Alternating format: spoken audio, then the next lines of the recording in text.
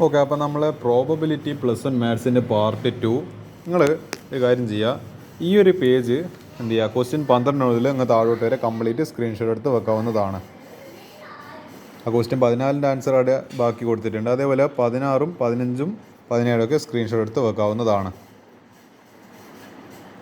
Okay, നമുക്ക് ഇനി എന്ത് ചെയ്യുക, ഈ പറഞ്ഞ ഞാൻ ഇന്ന് ഈ ക്വസ്റ്റ്യൻ ഡിസ്കസ് ചെയ്യാൻ ഉദ്ദേശിക്കുന്നുണ്ട്. A card is selected. ഇത് എന്താണ് ആക്ച്വലി നമ്മളെ പെർമ്യൂട്ടേഷൻ ആൻഡ് കോമ്പിനേഷൻ്റെ ബന്ധപ്പെട്ട്, അതായത് പ്രോബബിലിറ്റിയും പെർമ്യൂട്ടേഷൻ കോമ്പിനേഷൻ ചാപ്റ്റർ തമ്മിൽ നല്ല ബന്ധമുണ്ട്. അപ്പോൾ അതറിയില്ലെങ്കിൽ ഇവിടെ കുറച്ച് പ്രയാസപ്പെടും. കാർഡ്സിൻ്റെ പ്രോബ്ലമാണ്. നമ്മൾ ഷീട്ട് കളി 52 കാർഡുണ്ട്. അതിൽ 26 ബ്ലാക്കാണ്, 26 എന്താണ് റെഡ് കാർഡ്സ് ആണ്. അതിൽ തന്നെ ഇതിൽ ഓരോ സ്പീഡ്, കിങ്, ജോക്കർ എന്നെല്ലാം പറഞ്ഞിട്ട് ഓരോ ആളുണ്ട്. ഇതിലും അങ്ങനെ കുറേ വേരിയേഷൻസ് ഉണ്ട്. അപ്പോൾ ശ്രദ്ധിക്കുക. How many points are there in the sample space. Okay, sample space കണ്ടുപിടിക്കണം. Calculate the probability that the card is an ace of spades. Calculate the probability that cards is an ace black card. Okay, there are 52 cards. അപ്പോൾ എന്താ, അപ്പോൾ total sample space എന്ന് പറയുമ്പോൾ 52 ആണ്. അതിൻ്റെ അതായത് നമ്മൾ ഡിനോമിനേറ്ററിൽ എഴുതുന്ന നമ്പർ 52 ആണ്. അപ്പോൾ ഏസ് ഓഫ് സ്പീഡ് എന്ന് പറയുന്നത് അത് ഒറ്റൊരു കാർഡ് മാത്രമേ ഉള്ളൂ. അപ്പോൾ എന്താണ്, എൻ ഓഫ് ഇ എന്ന് പറയുന്നത് 1 ആണ്. അപ്പോൾ probability is equal to given divide by total. അപ്പോൾ 1 divide by 52. Very simple. There are 4 aces in a pack of card. അപ്പോൾ ഏസ് ഓഫ് സ്പീഡ് എന്ന് പറയുന്നത് ഒറ്റ, പക്ഷേ ഏസ് കാർഡ് എന്ന് പറയുന്നത് എന്തുണ്ട്, 4 എണ്ണം ഉണ്ട്. അപ്പോൾ എന്താണ്, എൻ ഓഫ് ഇ എന്ന് പറയുന്നത് 4 ആണ്. പിന്നെന്താ, probability of event of getting ace എന്ന് പറയുന്നത് അപ്പോൾ 4 ഡിവൈഡ് ബൈ 52. ഇതിനെ കട്ട് ചെയ്ത് കഴിഞ്ഞാൽ 1/30 എന്ന് പറഞ്ഞിട്ട് ആൻസർ കിട്ടും. അതേപോലെ ബ്ലാക്ക് കാർഡിൽ നമുക്കറിയാം 52 കാർഡ്സിൻ്റെ ഡിവിഷൻ എന്ന് പറയുന്നത് ആക്ച്വലി ഷീട്ട് കളി അറിയുന്നവർക്ക് ഇത് ഞാൻ പറയുന്നത് കുറച്ചും കൂടി വ്യക്തമാകുന്നുണ്ടാവും. ഷീറ്റ് കളിയിലും കളിക്കാറുണ്ടോ നിങ്ങൾ, എനിക്കറിയില്ല. എന്താണ്, ചൂതാട്ടം എന്നാണ് അറിയപ്പെടുന്നത്, gambling.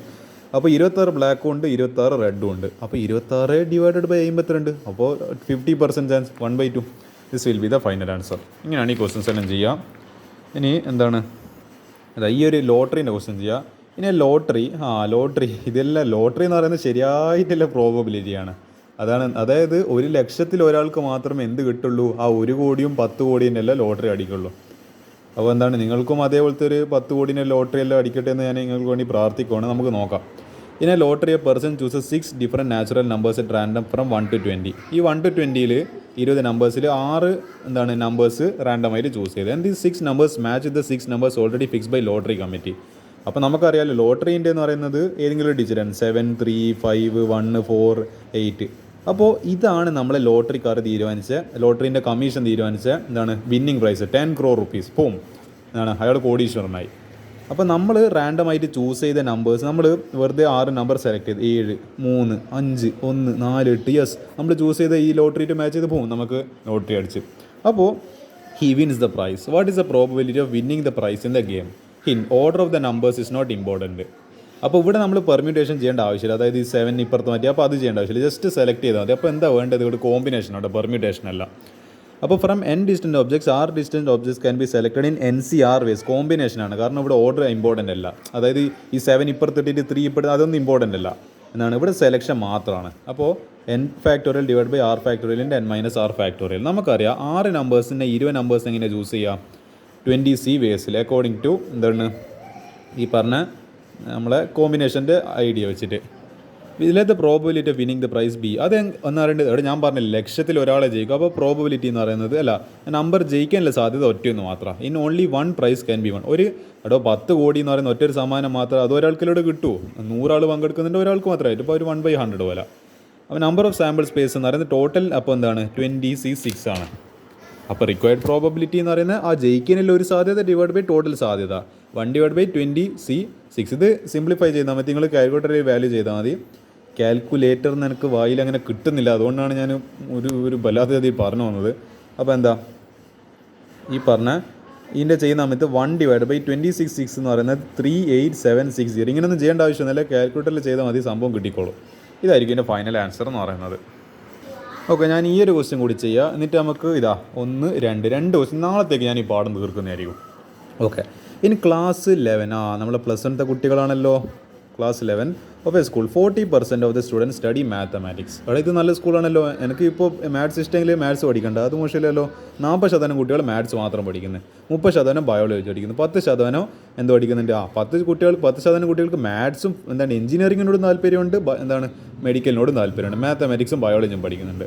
If A student is selected at random from the class, find the probability that he will be studying maths or biology.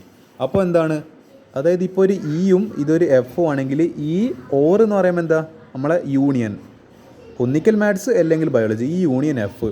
അപ്പോൾ പ്രോബബിലിറ്റി ഉണ്ട്. ഇങ്ങനെ നമുക്കറിയാം എൻ ഓഫ് ഇ യൂണിയൻ, അതായത് N of E union F നമ്മൾ സെറ്റ്സിൽ എന്നാണ് പഠിച്ചത്, N of E plus N of F minus N of E intersection F. ഈ ഫോർമുലാണല്ലോ, ഇതേ ഫോർമുല തന്നെയാണ് നിങ്ങൾ സെറ്റ് തിയറി ആയിട്ട് ഈ പ്രോബിലിറ്റിക്ക് നല്ല ബന്ധമുണ്ട്. P of A union B equal P of A plus P of B minus P of intersection B.